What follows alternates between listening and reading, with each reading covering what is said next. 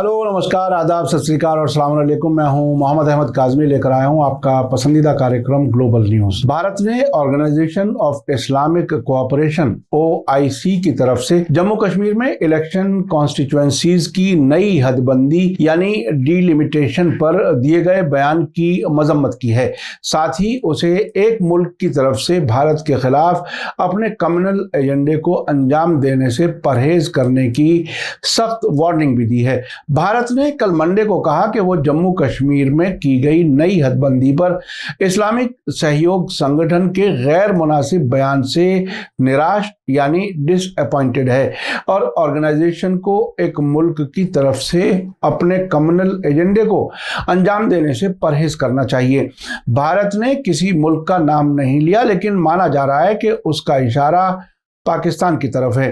आपको बता दूं कि इस महीने के शुरू में जम्मू कश्मीर की हदबंदी की रिपोर्ट सामने आने के बाद पाकिस्तान की फॉरेन मिनिस्ट्री ने नाराजगी जताते हुए इस्लामाबाद में भारत के प्रभारी राजदूत यानी चार्ज डी अफेयर्स को तलब किया था और हदबंदी कमीशन की रिपोर्ट को साफ तौर से कबूल नहीं करने की बात कही थी। पाकिस्तानी फॉरेन मिनिस्ट्री ने भारत के नुमाइंदे से कहा था कि हदबंदी कमीशन का मकसद जम्मू और कश्मीर की मुस्लिम मेजॉरिटी आबादी को बेदखल और कमज़ोर करना है। कल नई दिल्ली में मीडिया के सवालों के जवाब में फॉरेन मिनिस्ट्री के स्पोक्सपर्सन अरिंदम बागची ने कहा कि हम इस बात से निराश हैं कि OIC सेक्रेटेरिएट ने एक बार फिर भारत के अंदरूनी मामलों पर गैर मुनासिब बयान दिया है।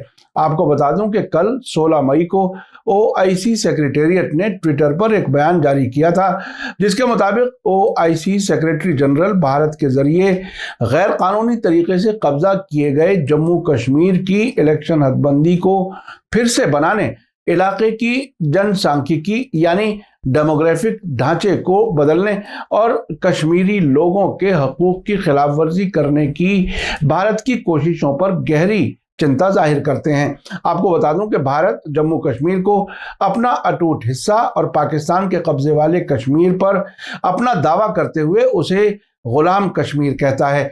OIC ने अपने बयान में आगे कहा कि हदबंदी की ये एक्सरसाइज UN सिक्योरिटी काउंसिल के रेजोल्यूशन और इंटरनेशनल कानून की सीधी खिलाफ वर्जी है, जिसमें चौथा जेनेवा कन्वेंशन भी शामिल है। OIC ने इंटरनेशनल कम्युनिटी, खासकर UN सिक्योरिटी काउंसिल से इस तरह की हदबंदी के खतरनाक नतीजों को देखते हुए फौरन संज्ञान यानी कॉग्निजेंस लेने की अपील भी की है। भारत की फॉरेन मिनिस्ट्री के स्पोक्सपर्सन अरिंदम बागची ने कल कहा कि भारत ने कई मौकों पर यूनियन टेरिटरी जम्मू कश्मीर पर OIC सेक्रेटेरिएट के जरिए किए गए दावों को साफ तौर से खारिज किया है।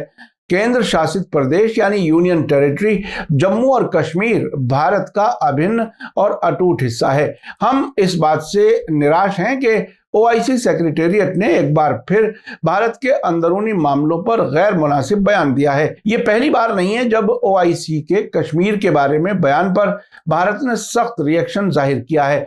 पिछले महीने भारत ने OIC की नुक्ताचीनी उस वक्त की थी जब उसने हुर्रियत कॉन्फ्रेंस के चेयरमैन को इस्लामाबाद में OIC के फॉरेन मिनिस्टर्स की मीटिंग में हिस्सा लेने के लिए इन्वाइट किया था।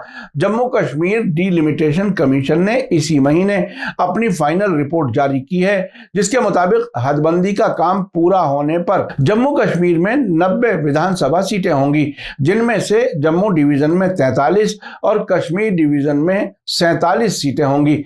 इसके तहत जम्मू डिवीजन में 6 और कश्मीर में 1 असेंबली सीट बढ़ाई गई है। इसके अलावा लोकसभा की सीटों की तादाद 5 की गई है। 2-2 सीटें जम्मू और कश्मीर डिवीजन में होंगी, जबकि 1 सीट दोनों के साझा इलाके में होंगी। आपको बता दूं कि 5 अगस्त 2019 को भारत सरकार के जरिए जम्मू कश्मीर का खास दर्जा देने वाले आर्टिकल 370 को हटा लेने के बाद से ही पाकिस्तान खासा नाराज है और उसके बाद से दोनों मुल्कों के बीच डिप्लोमेटिक ताल्लुकात भी कम हुए हैं। उसके बाद पाकिस्तान ने इस्लामाबाद से भारतीय हाई कमिश्नर को वापस कर दिया था। इंटरनेशनल कम्युनिटी से भारत साफ तरीके से कह चुका है कि पार्लियामेंट के जरिए 2019 में आर्टिकल 370 को खत्म किया जाना उसका अंदरूनी मामला था। भारत कहता रहा है कि जम्मू कश्मीर में इलेक्शन लंबी मुद्दत से कराए जाने बाकी हैं और इलेक्शन सीटों की हदबंदी पूरी होने के बाद इलेक्शन कराए जाएंगे। होम मिनिस्टर अमित शाह ने इसी साल फरवरी में कहा था कि अगले 6 से 8 महीनों में स्टेट में असेंबली इलेक्शन होंगे। वो अब से पहले कह चुके हैं कि जम्मू कश्मीर को फिर से राज्य का दर्जा दिया जा सकता है, लेकिन ऐसा कब होगा इसके बारे में कुछ ऐलान नहीं किया गया है। आखिर में आपको याद दिला दूं कि अगर आपने अभी तक media star world YouTube channel subscribe नहीं किया है तो सब्सक्राइब कर लें और घंटी दबाना ना भूलें। और अगर आप हमें फेसबुक पर देख रहे हैं तो हमारे पेज को लाइक करें ताकि हमारी हर नई वीडियो की खबर आपको सही वक्त पर मिल सके। इसी के साथ मुझे दीजिए इजाजत। ग्लोबल न्यूज का ये एपिसोड आपको कैसा लगा कमेंट्स में जरूर लिखें। थैंक यू, धन्यवाद, शुक्रिया। जय भारत, जय हिंद। मीडिया स्टार वर्ल्ड के और वीडियो देखने के लिए हमारे चैनल को सब्सक्राइब करें और सीधे नोटिफिकेशन पाने के लिए बेल आइकन दबाएं। और अगर हमारी खबर सच्ची और अच्छी लगे तो अपने व्हाट्सएप, इंस्टाग्राम, फेसबुक और ट्विटर अकाउंट पर जरूर शेयर करें।